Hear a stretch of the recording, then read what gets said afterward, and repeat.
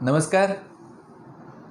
जन्माष्टमी का पर्व आ रहा है, तब हम आज बात करेंगे एक महान कृष्ण भक्त और महान संगीतज्ञ ऐसे संत की, जिसे सुनने के लिए हिंदुस्तान का शहंशाह आधी रात को छुपे हुए भेष में गया था। तो ऐसे संगीतज्ञ संत कवि की बात करते हैं हम आज। हिंदुस्तान का बादशाह अकबर, उसके दरबार में विभिन्न रत्न थे। उनमें से एक तानसेन, जो कि संगीत का विशारद था और राज दरबार का राजकीय संगीतज्ञ था, राजकीय गायक था, तो अकबर के दरबार का वो एक महत्वपूर्ण व्यक्ति था और अकबर उनकी गायन कला से बहुत प्रसन्न था, बहुत प्रभावित था। तो एक बार अकबर ने कहा कि तानसेन, मुझे लगता है कि पूरे संसार में तेरे जैसा संगीतकार और तेरे जैसा गायक दूसरा कोई नहीं हो सकता, कोई नहीं होगा। लेकिन मुझे एक प्रश्न ये भी होता है कि तेरी भी कोई गुरु होंगे ना, तो वो कौन थे? वो तो अब नहीं होंगे ना। तो तानसेन ने कहा कि नहीं महाराज, मेरे गुरुदेव अभी जीवित है और उनके संगीत के सामने मेरा संगीत कुछ भी नहीं है।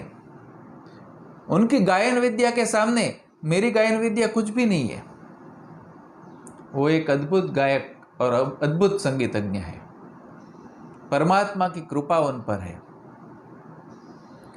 तो अकबर ने कहा कि हाँ, तो उन्हें बुलावा भेजो हमारे दरबार में गायन के लिए, संगीत के लिए। तो तानसेन ने कहा नहीं महाराज, वो ऐसे नहीं गाते, वो दरबार में आकर नहीं गाएंगे, वो तो परमात्मा के लिए गाते हैं, वो भगवान श्री कृष्ण के लिए गाते हैं, किसी की फरमाइश पर नहीं गाते। तो अगर हम वहां जाए तो भी फरमाइश करें तो वो नहीं गाएंगे। वो तो उनके भीतर जब भाव प्रबल हो जाए, परमात्मा के प्रति भक्ति का भाव उमड़ जाए, तब वो संगीत के रूप में वो व्यक्त होता है। अपनी प्रार्थना वे संगीत के माध्यम से व्यक्त करते हैं, उनकी प्रार्थना गीत बन जाते हैं। लेकिन अगर हम वहां जाएंगे तो वो गाना बंद कर देंगे।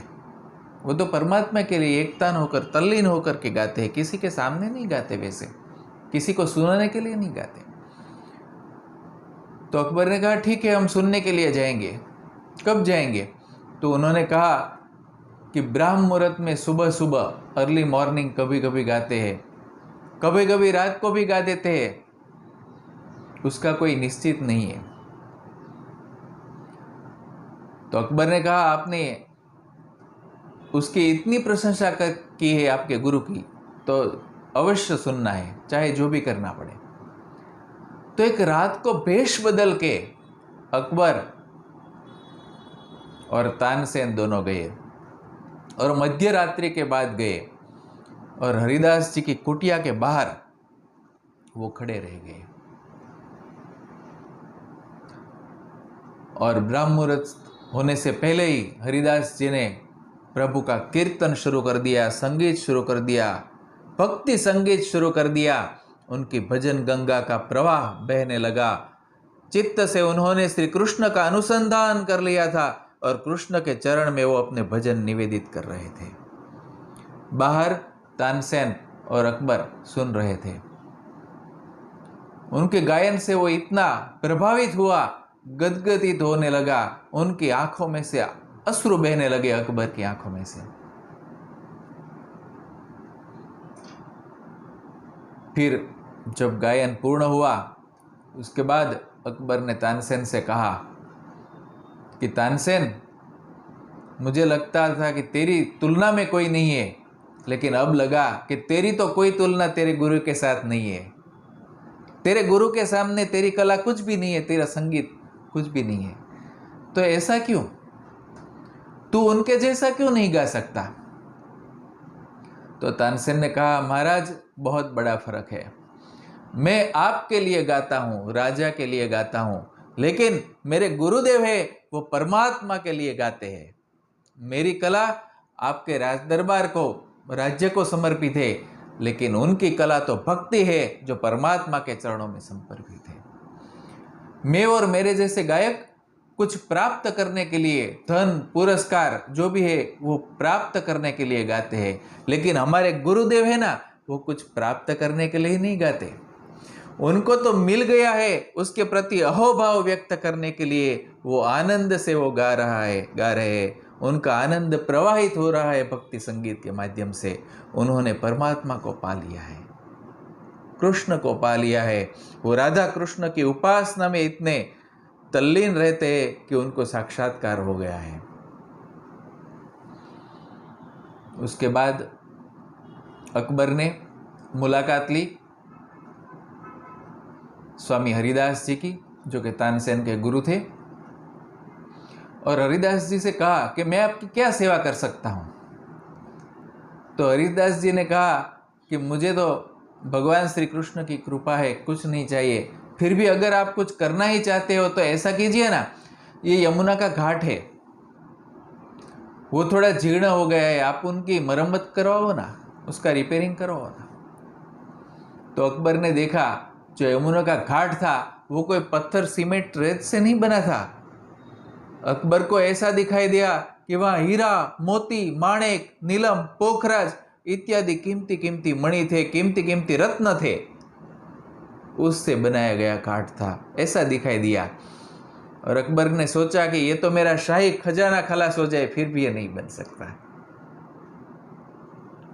तो हरिदास जी ने कहा, ये तो जो कुछ भी है भगवान श्री कृष्ण का है, हे बादशाह, इसमें कुछ नहीं करना है। हाँ, फिर भी आप अगर करना चाहते हो तो आप ऐसा कीजिए कि यहाँ जो वृंदावन में बंदर है उनके लिए कुछ खाना भिजवाते रहिएगा, और दूसरी बात, यहाँ के जो वृक्ष है वो कोई काटने न पाए, ऐसा आप नियम बनाइए।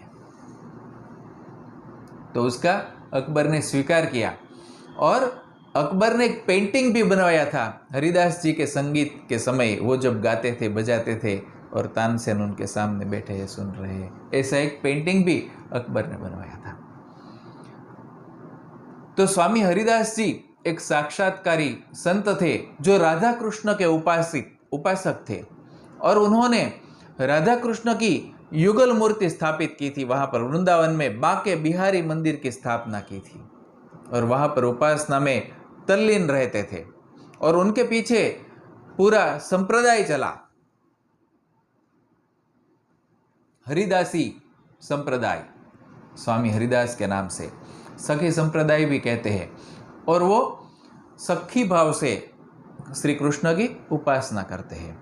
इसी प्रकार से, इसी मार्ग से तो हरिदास जी को अनुभूति हुई थी श्री कृष्ण की, और उन्हें कोई ललिता गोपी का अवतार मानते हैं, तो कोई स्वयं राधा जी का अवतार मानते हैं स्वामी हरिदास जी को।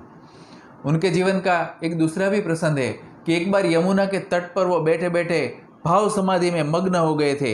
होली का अवसर था और वो दर्शन कर रहे थे कि श्री कृष्ण राधा जी और गोपियों के साथ होली खेल रहे हैं, तो भावावस्था में थे।